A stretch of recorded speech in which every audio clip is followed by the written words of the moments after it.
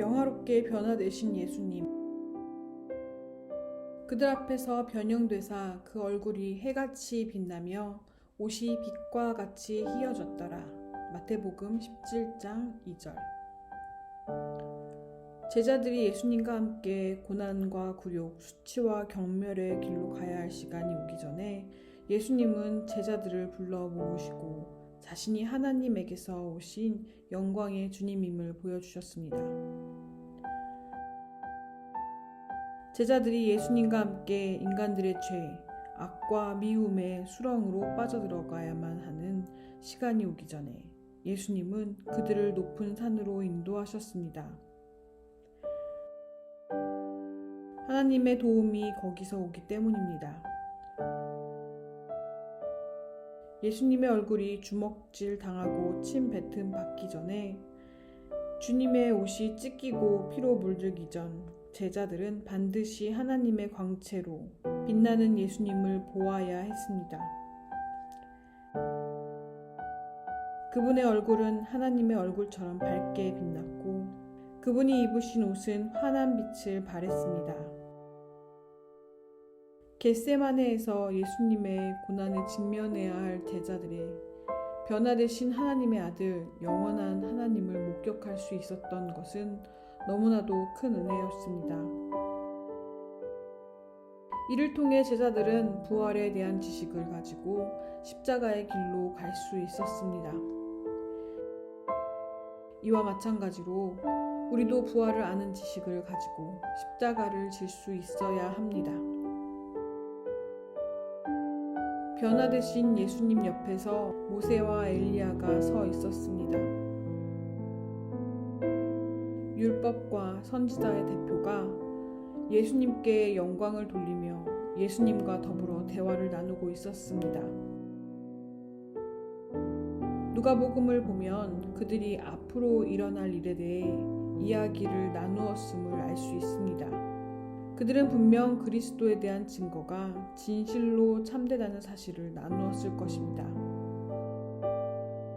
그들은 십자가와 하나님의 비밀들에 대해 대화를 나눈 것입니다. 그들은 구약과 신약의 변화의 빛 속에서 서로 만나 대화를 나누었습니다. 이제는 약속이 성취되고 모든 것이 완성되는 것입니다. 이 마지막을 보는 것이 제자들에게 허락되었습니다. 변화산의 광경을 보도록 허락하신 분은 바로 예수님입니다. 제자들은 이제 그 광경이 무엇을 뜻하는지 깨닫고 그것을 간직하고 싶어 합니다. 변화된 세계에 머물러 있고 싶은 것입니다. 사망의 세상인 현실로 다시 돌아가고 싶지 않은 것입니다. 눈에 보이는 예수님의 영광과 예수님의 권세, 약속이 이미 성취된 세상에 머물러 있고 싶은 것입니다.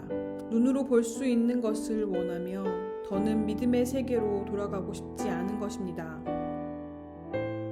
우리도 예수님의 부활에 대해 들을 때면 제자들과 똑같이 반응합니다. 우리는 더 이상 믿음의 세계로 돌아가고 싶어 하지 않으며 눈으로 볼 수 있는 부활의 주님, 영광스럽게 변화되신 예수님을 원합니다.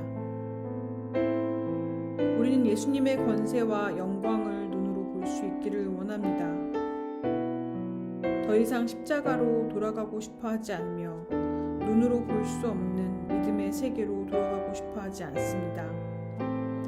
우리는 변화산에 초막을 짓고 그곳에 살고 싶어 합니다. 변화산에 머물고 싶은 제자들의 소원은 허락되지 않았습니다. 하나님의 임재를 뜻하는 빛나는 구름 속에서 하나님의 영광이 아주 가까이 다가오며 하나님의 음성이 들려온 것입니다. 이는 내 사랑하는 아들이니 너희는 그의 말을 들으라. 제자들은 예수님의 말씀을 듣고 그분의 말씀에 순종해야 했습니다.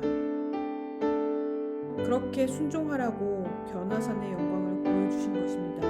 우리가 주 예수께 순종할 수 있도록 부활의 메시지를 주신 것입니다. 여기에 눈에 보이는 영광을 즐기는 삶이 자리할 곳은 없습니다. 여기에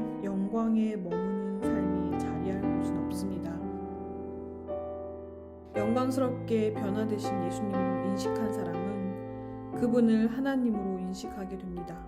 그와 동시에 예수님을 십자가에 못 박히신 분으로 알며 그분의 말씀을 듣고 순종합니다.